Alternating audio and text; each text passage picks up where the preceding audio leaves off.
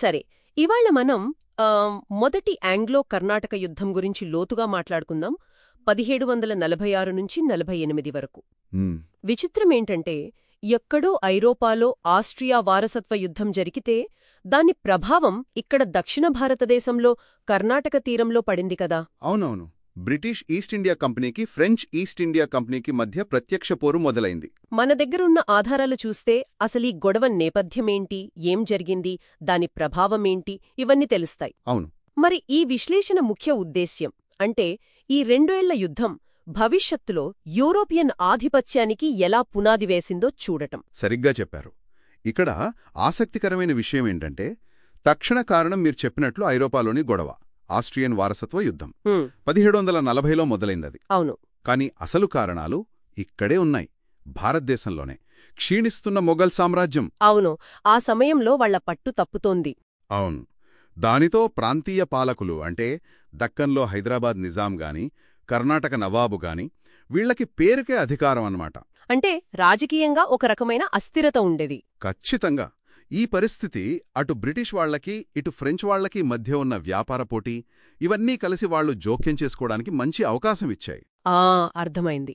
ఈ నేపథ్యంలోనే కదా 1746లో ఫ్రెంచ్ గవర్నర్ డూప్లెక్స్ అతను. అవును, డూప్లెక్స్. అతను ఒక పెద్ద ఎత్తుగడ వేశాడు. మారిషస్ గవర్నర్ లా బుర్డునైస్ నౌకాదళం సహాయం తీసుకున్నాడు. దేనికోసం?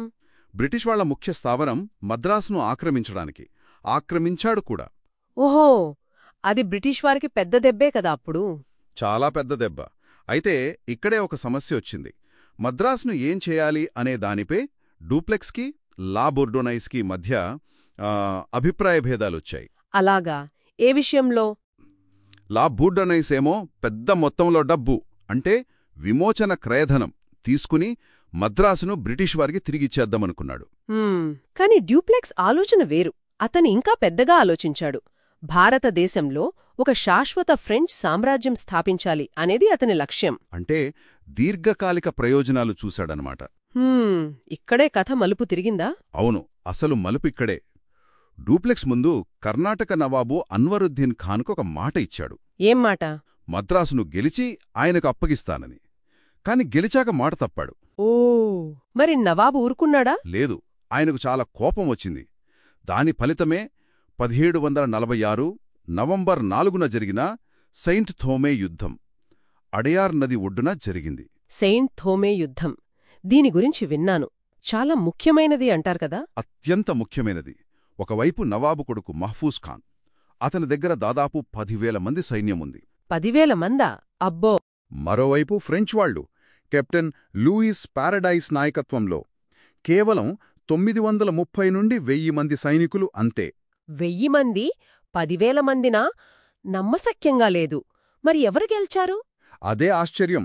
ఆ చిన్న ఫ్రెంచ్ దళం ఆ భారీ భారతీయ సైన్యాన్ని చిత్తుచిత్తుగా ఓడించింది. నిజంగానా? ఎలా సాధ్యమైందది? అదే యూరోపియన్ సైనిక పద్ధతుల గొప్పతనం. వాళ్ల శిక్షణ, క్రమశిక్షణ. ముఖ్యంగా వాళ్ల తుపాకులను వేగంగా, సమన్వయంతో పేల్చే విధానం. Rapid fire power. అంటే వాళ్ల టెక్నాలజీ, ట్రైనింగ్ బాగా ఉపయోగపడ్డాయన్నమాట. అవును. దానికి తోడు మెరుగైన ఫిరంగి దళం. భారతీయ సైన్యాలు సంఖ్యాపరంగా పెద్దవే అయినా వాళ్లలో నాయకత్వలోపం, సరియైన వ్యూహం లేకపోవడం, పాట పద్ధతులు ఇవన్నీ ఓటమికి కారణమయ్యాయి. ఇది చూశాక యూరోపియన్లకు ఒక నమ్మకం కలిగి ఉంటుంది కదా. విపరీతమైన ఆత్మవిశ్వాసం వచ్చింది. ముఖ్యంగా ఫ్రెంచ్ వాళ్లకి. మనం తక్కువ మంది ఉన్నా ఎంత పెద్ద భారతీయ సైన్యాన్నైనా ఓడించగలం అనే ధైర్యం వచ్చింది. ఈ యుద్ధంలోనే కదా రాబర్ట్ క్లైవ్ కూడా ఉన్నాడు అంటారు. అప్పుడతను చిన్న ఉద్యోగి అనుకుంటా. అవును, అప్పుడతను ఒక సాధారణ క్లర్క్. మద్రాసు పతనమైనప్పుడు బందీగా దొరికాడు కూడా. కాని తర్వాత తప్పించుకున్నాడు. ఈ యుద్ధమతనికి ప్రత్యక్ష అనుభవాన్నిచ్చింది. ఈ సెయింట్ థోమే విజయం డూప్లెక్స్ కింగ్మేకర్ వ్యూహానికి దారి తీసిందా? ఖచ్చితంగా. ఈ విజయంతో వచ్చిన ధైర్యమే డూప్లెక్స్ని ఆ వ్యూహం వైపు నడిపించింది.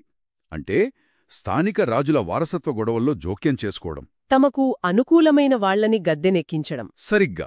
వాళ్లని గద్దెనెక్కించి వాళ్లనుంచి డబ్బు, అధికారం, సైనిక సహాయం పొందడం.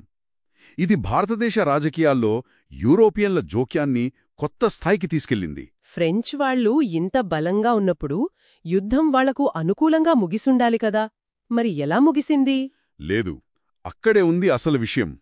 భారతదేశంలో ఫ్రెంచ్ వాళ్లు గెలుస్తున్నా యుద్ధం ముగిసింది మాత్రం ఐరోపాలో జరిగిన ఒప్పందం వల్ల. ఐరోపాలోనా? ఆస్ట్రియన్ వారసత్వ యుద్ధాన్ని ముగించింది.